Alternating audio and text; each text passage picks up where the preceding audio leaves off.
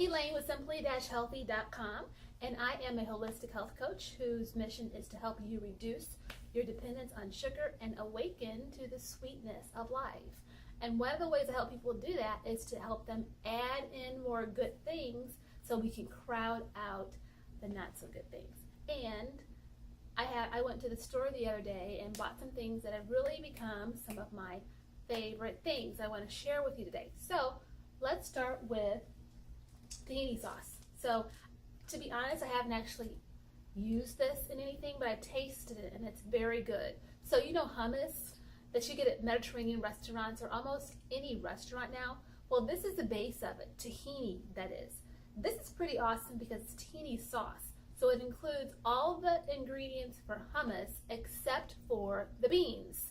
So all you have to do is put a dollop or two of this in a blender with a can of garbanzo beans or black beans or even white beans, and voila, you have hummus. So love this, $1.99 for this thing here. Like I said, it takes very little goes a long way.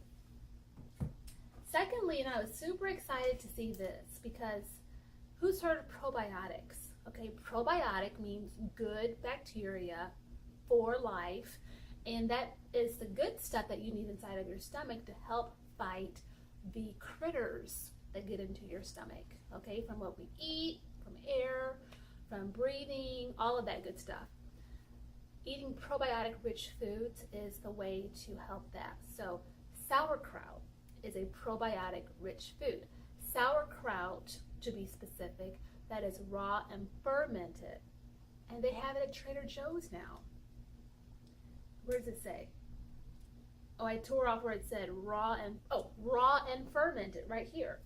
So, you know, what's so awesome about this is that, yeah, you can make this pretty easily at home. It takes some time, takes days for it to ferment, but being able to buy it for $3.99 for this container is like amazing. And it tastes really good. So you can use it as a condiment. You can just eat a couple of tablespoons a day for good measure. Eat it, you know, as a side with meat. I mean, it's just a very good and nutritious food to eat. So I was super excited to see it at Trader Joe's. And by the way, all these things are from Trader Joe's, but really you can get them anywhere. I just want to introduce you to some other options that you can use for cooking. And then onto the coconut stuff. You know how I like coconut? Well, guess what? Coconut flour, organic coconut flour. I mean, sugar, sugar. So this is very much like brown sugar, if you can see the coloring, except it's not colored by anything. And it basically is made by it's derived from the flowers of coconuts. It's not as sweet as regular sugar, but it can be used in place of it. So go wild with your organic coconut sugar. And then I was super excited to get this coconut flour. All right, this is usually very expensive, but I found it for $2.99 at Trader Joe's. This is a great alternative to other flours like white flour, even almond flour if you want to switch it up sometimes. It's very light. If I can show you. Okay, light in its consistency, but also light in its texture. Now it does have slight texture, so compared to white flour, it's not going to have the exact same texture. But compared to almond flour, it is definitely lighter. And this happens to be packed with dietary fiber. It is naturally gluten-free, okay? And of course, by being made from coconut, it's going to have saturated fat. The type, medium chain fatty acid, that is actually very good for you.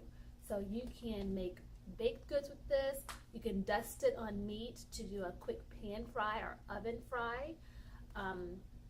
So many uses for coconut flour. It's worth experimenting with. It is not a 1-to-1 ratio to white flour, FYI. So you do need specific recipes for coconut flour, but it's worth experimenting with. And then we've got dark chocolate. You know, I believe in having some good replacements for when we do have those sugar cravings, okay? Dark chocolate is great. 73%. Okay, you want to have it be at least 70 to 72% dark chocolate. Then you know you're in the good zone. This happens to have almonds in it. Okay, super dark chocolate with almonds. And I happen to eat it with sunflower seed butter, another one of my favorites. So if you like peanut butter, but maybe you can't tolerate it, you might be sensitive to it or allergic to it, sunflower seed butter is a great alternative. So I take a couple of squares of dark chocolate, a tablespoon of my sunflower seed butter, and that is a wonderful treat. Okay, so just a few things I wanted to share with you that I picked up at the store the last couple days. If you have any questions, please contact me, and until next time, have a good day.